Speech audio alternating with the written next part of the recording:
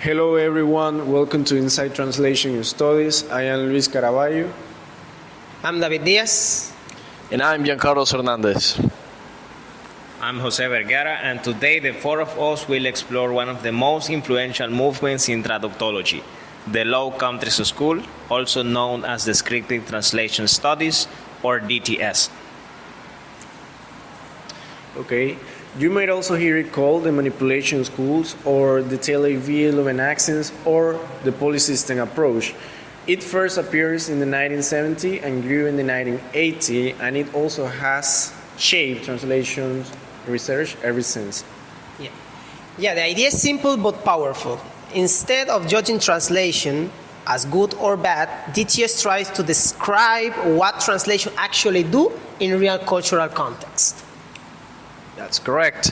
Some of the key scholars include James S. Holmes, who gave the field its name, Itamar Even-Zohar with his polysystem theory, and of course Gideon Toury, who later developed DTS into a full methodology.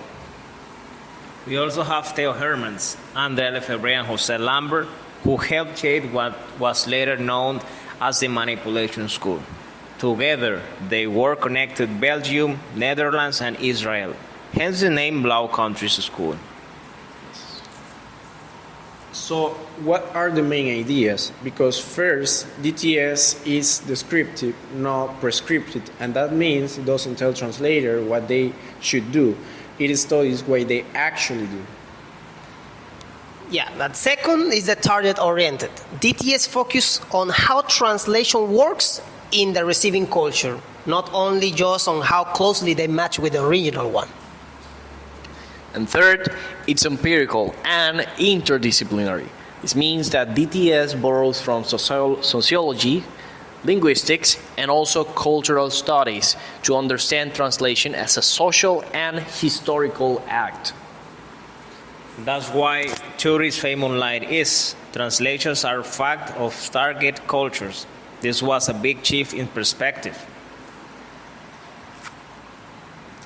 DTS research usually falls into three branches, and they are product-oriented, which is studying translation themselves or large corpora.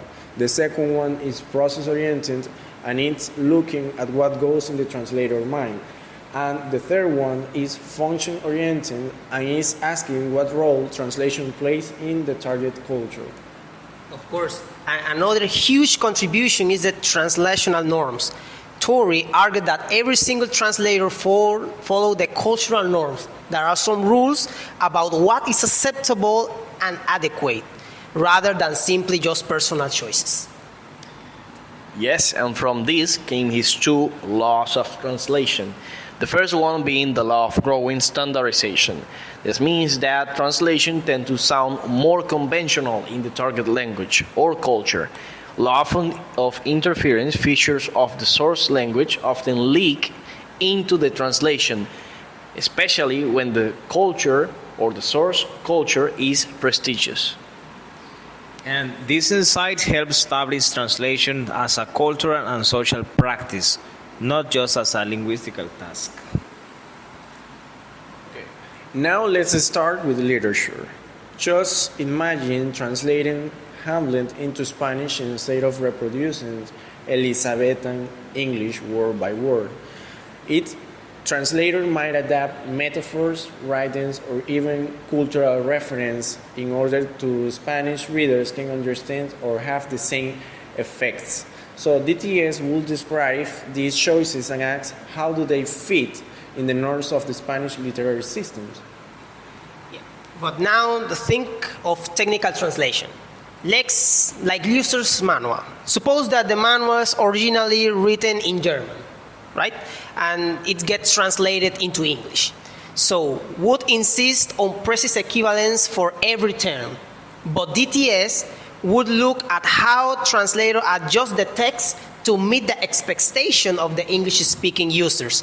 Maybe they simplify sentences, structures, or choosing terms that are already common in the target market. And for the audiovisual translation, this translation gives us another angle. In dubbing a movie, for example, the translator might change jokes or cultural references so the target audience laugh at the right moment.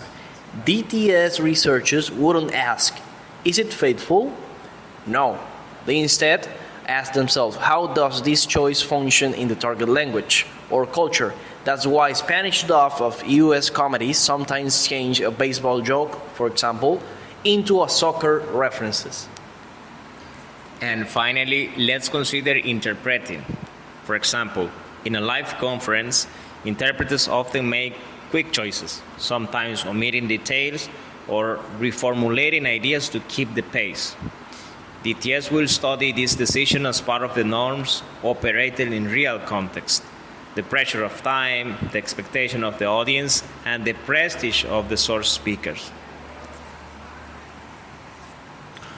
So, whether it's Shakespeare, a manual, a movie, or a conference, DTS helps us see translation not as a perfect mirror, but the original, but as the cultural act shaped by purpose, norms, and context. Yeah, but why does this matter? Well, that's because DTS redefined translation not as a second-hand copy, but as a cultural force shaping history, literature, and identity. And it also laid the groundwork for later approaches, like cultural, ideological, and sociological turns in translation studies. Even today, concepts like norms and descriptive methodology still influence translation research worldwide. Okay, so to wrap up, the Low Countries School taught us that translation is not just about words. It's about culture, it's about society, and of course about power. It shows us that translators aren't invisible, they're agents of change. And it is interesting because it gives translation studies the descriptive tools to study that process. Thanks for joining us on Site Translation Studies. Until next time, keep translating and keep questioning. Bye, peace. Bye.